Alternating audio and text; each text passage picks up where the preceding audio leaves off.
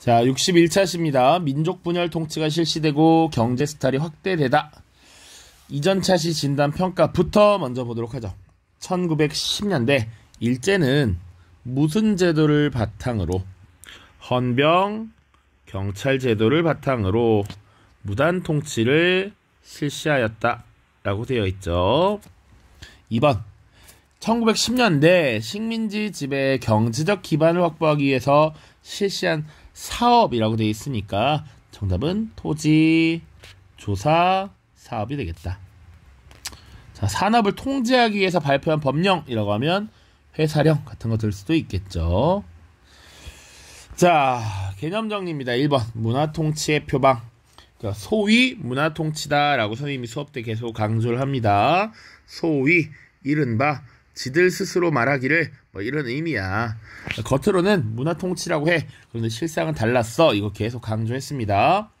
배경 보시면 3.1운동이 발생하면서 국제적 여론이 악화되었다라고 되어 있습니다. 3.1운동을 무력을 통해서 강압적인 탄압을 하다 보니 이것에 대한 국제 여론이 악화되었고, 지속적으로 약 10여 년의 기간 동안 무단 통치를 시행했는데 한국인들이 깨갱하고 말 잘 들을 줄 알았더니 그게 아니더라 이거입니다. 자, 그러다 보니 한계를 절감해서 이 통치 방식을 변화하게 된다. 그래서 이른바 문화 통치를 실시하고요. 한국인의 문화와 관습을 존중하겠다. 이렇게 겉으로는 표현을 했단 말이죠. 그래서 이렇게 바꿀게 라고 했다는 것이지, 당시 총독이었던 사이토 마코토라고 하는 총독이. 자, 그래서 문관 총독을 임명할 수 있다 라고 이야기를 했습니다. 그런데 실제로는 임명되지 않았습니다.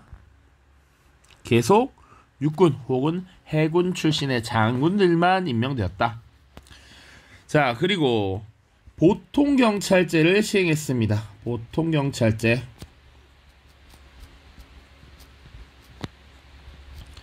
자, 경찰관서와 경찰관 수가 증가했다.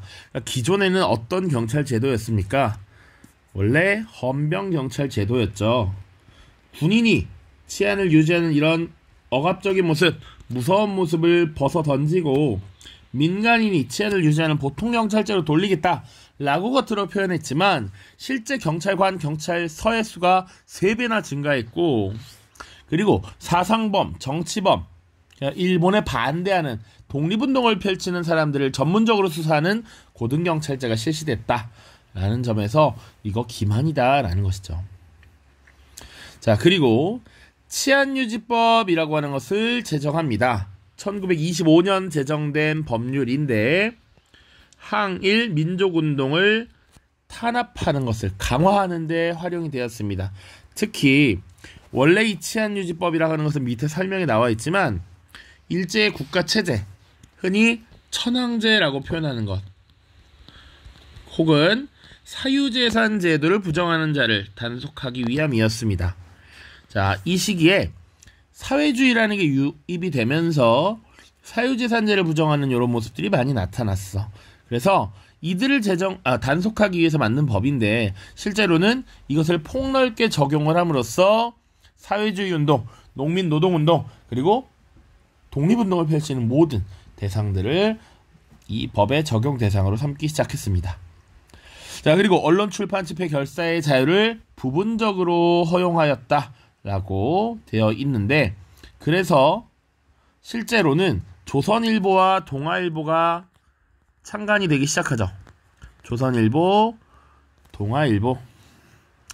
그런데 정말 자유롭게 쓰여졌느냐? 그렇지 않았습니다. 신문기사의 검열, 그리고 기사를 삭제하거나 압수하거나 일정 기간 동안 발행을 정지시키는 정간 조치가 시행되었다. 자, 그래서 이렇게 문화통치를 겉으로 표방했지만 그 실상은 되게 기만적인 것이었고, 그와 동시에 민족을 분열시키려는 이런 정치들을 내세웠다라고 하는 겁니다. 자, 그래서 민족 분열 정책을 실시했는데, 자, 애초에 문화통치를 실시한 목적이 이렇다라는 것이죠. 제한된 자유를 허용해서 일본에 협력하는 사람들을 만들어내겠다라는 겁니다. 그리고 무단 통치 시기에 항일 민족 운동이 너무 극렬하게 일어나니까 이걸 누그러뜨리겠다라고 하는 겁니다. 그러니까 제한된 자유를 허용한다는 건 자유를 누릴 수 있는 계층이 사실은 정해져 있었다라는 것이죠. 지금 당장 일해서 먹고 살기 바쁘면 자유를 누리기도 어려워. 근데 우리가 지금은 경제적 풍요로움 속에서 살고 있지만 당시의 사람들은 100년 전 사람들은 그러지 못했다라는 것이죠. 그러니까 제한된 자유를 부여하면 그 자유를 만끽할 수 있었던 사람이 있었던 반면 그렇지 못한 사람들이 있었다. 그런 조선인들 사이에서도 경제적인 빈곤의 차이가 발생하고 결국은 어떤 자유를 얻은 이런 사람들은 일제에 조금 더 어떤 권리나 이런 것들을 요구하면서 협력하게 되는 모습이 나타난다라는 겁니다. 자, 두 번째, 그리고 지방자치제를 실시하겠다, 조선인의 의견을 반영하겠다라고 이야기를 하면서 부면협의회라고 하는 것을 민선으로 구성합니다. 민선이라고 하는 것은 선거를 통해서 의회를 구성하는 것처럼 보이게 한 겁니다. 도평의회라는 것도 설치했어요. 그런데 실제로는 의결권이 없는 자문기구였다. 진짜 당시 식민지인들의 입장을 대변할 수 있는 의회를 구성한다면 어떤 정치적 사항을 결정해서 의결을 해서 이것을 집행할 수 있어야 되는데 그런 것들이 없었다라는 것이죠. 자, 결국 자문기구에 불과했다라는 것. 그리고 그마저도 선거를 통해서 선발되는 인원들이 대부분 일본인이거나 혹은 친일 인사였다라는 겁니다. 애초에 선거에 참여하려면 돈이 있어야 가능했다라는 것이죠. 그리고 겉으로 교육기회 확대를 주장했습니다. 그래서 보통학교의 교육연한을 연장했어. 바로 일본과 동등하게 6년으로 늘렸습니다. 그리고 학교를 일부 늘려서 교육 기회를 확대하는 것처럼 보였습니다. 하지만 여전히 교육 자체가 겨우 사회생활할 수 있는 정도의 교육인 보통학교에 머물러 있었고 고등교육 자체가 부재했다라는 것. 그리고 기본적으로 학교에 입학하려면 입학료와 수업료 등 유상 교육이었기 때문에 비용이 필요했기 때문에 실제로 취학률이 올라가지 않았다라는 것이지. 유상교육에 한계가 있습니다. 자, 그리고 이 과정에서 친일파 양성이 이루어지는데 일제 총독부의 정책적인 양성에 의해서 민족 개조론이라고 하는 주장들이 나타납니다. 자, 일제 지금 식민 통치는 우리 민족의 이런 민족성에 의한 것으로 보고 민족을 개조해야 한다라는 것. 그 이후에 우리가 어떤 일제 치하에서 어떤 것들을 획득해야 된다 이런 주장으로 넘어가게 됩니다. 그 자치론이라고 하는 것은 일제가 허용하는 범위 내에서 우리가 우리에 대한 스스로의 통치를 이루자, 자치를 이루자라고 하는 것이었고요. 참정권론은 좀 더 나아가서 일본 본국의 의회에 우리가 식민지 대표를 파견해서 우리도 직접 참정권을 획득하자라는 것입니다. 우리도 의사결정에 참여하자라는 주장이었어. 근데 이런 것들은 기본적으로는 일제의 식민지배라는 것을 부정하지 않습니다. 그 자체로 받아들이고 그 속에서 무언가를 하자라는 주장들이었기 때문에 나중에 굉장한 비판에 직면하게 된다. 그런데 문화통치라고 하는 것이 궁극적으로는 이런 걸 목적으로 하고 있었다라는 것을 인지하고 있어야 합니다. 자, 그 다음 이제 경제정책을 볼 텐데요. 첫 번째로 중요하게 봐야 될 경제정책, 산미 증식계획입니다. 자, 산미 증식이라고 하는 것은 쌀 생산을 늘리자라는 겁니다. 쌀 생산을 늘리자. 1920년부터 34년까지 시행된 정책인데 왜 그랬느냐? 일본이 공업화됩니다. 그러니까 기존의 농업지대들이 공장으로, 공업지대로 변화하면서 농지 자체가 줄어들고요. 그리고 경제발전에 따라서 인구가 증가하게 되면서 쌀이 굉장히 부족해집니다. 쌀 수요가 급증되고 쌀 부족 문제가 발생하면서 일본 내에서 쌀 소동이 발생했다. 일본 내 쌀 소동이 발생했고요. 그러니까 이게 근본적인 원인은 일본 내에서 쌀이 부족했기 때문이야. 이 부족한 쌀을 한국에서 메꾸자라고 했던 것이 산미 증식 계획인 것이죠. 그래서 똑같은 분량이라면, 똑같은 면적에서 쌀을 생산한다면 더 많은 양을 수확할 수 있는 품종의 벼로 교체를 한다든지, 농토를 개간해서 확보한다든지, 아니면 수리조합을 조직한다든지, 이런 방법을 통해서 증산을 하고자 했고요. 결과적으로는 증산된 양이 많지 않았습니다. 증산량에 비해 일본으로 빠져나가는 양이 계속 증가했고요. 그래서 토지회사나 지주들은 부를 축적했으나 이 산미 증식 계획의 실천 과정에서 추진된 여러 내용들, 막대한 비용이 들어갔다라는 것이죠. 이 과정에서 농민들의 처지가 더욱 악화됩니다. 이런 비용을 다 농민들이 부담했기 때문에 이렇게 보시면 되겠습니다. 1920년대를 대표하는 경제정책입니다. 산미 증식계획. 그리고 네 번째, 산업정책의 변화도 있는데요.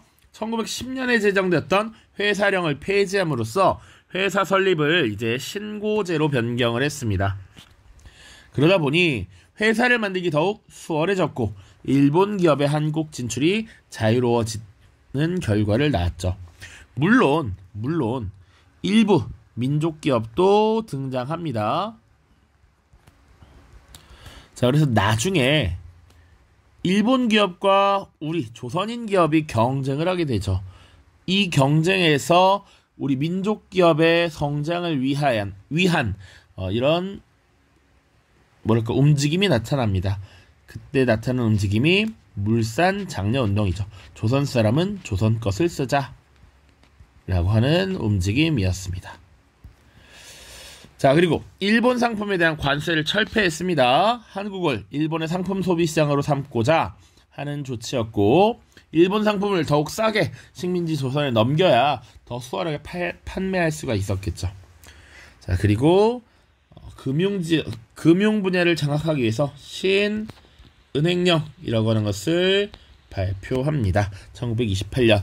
그래서 한국의 금융 분야를 장악하려고 했다. 자, 자료학습 보고 마무리하죠. 문화통치의 실상을 정리해보자 라고 되어 있는데, 여기 딱 봐도 기사들이 다 비어 있습니다. 텅텅텅텅 일제 검열로 기사가 삭제된 신문을 보여주고 있어요. 일제는 언론 출판 집회 결사의 자유를 일부 허용하였으나 검열을 실시하여 일제의 비판적이거나 민족의식을 고취하는 기사를 삭제하고 신문을 정간 또는 폐간하기도 하였다. 자, 2번 산미증식 계획 실시의 배경과 결과를 정리해보자. 자, 왼쪽에 연한 회색 그래프가 쌀 생산량입니다. 생산량이 크게 변화하고 있는가? 잘 모르겠어요. 그치? 쌀 생산이 늘고 있는지 잘 모르겠다. 비슷비슷하다. 그런데 여기서 봐야 할 것은 일본으로 빠져나가는 이출량이죠. 이출량. 늘어나고 있습니다. 벌써 대충 봐도 한 3.5배 정도가 늘어났다. 자, 2번. 일제는 땡땡땡땡 중 공업화, 도시화가 진행되어서 쌀이 부족해지자라고 되어 있어요. 일제가 1차 대전 중에 1차 세계대전을 벌이면서 공업화 도시화가 진행되면서 이를 해결하기 위해 한국에서 산미증식 계획을 시행하였습니다. 쌀 생산량은 조금 늘어났다라고 보긴 봐. 어쨌거나 그것보다는 더 많은 쌀을 가져가면서 한국인의 식량 사정이 악화되었다. 이렇게 보고 있죠. 됐습니까? 자, 다음 영상에서는 이제 국내외에서 벌어진 독립운동 살펴보겠습니다. 자, 모두 고생 많았습니다.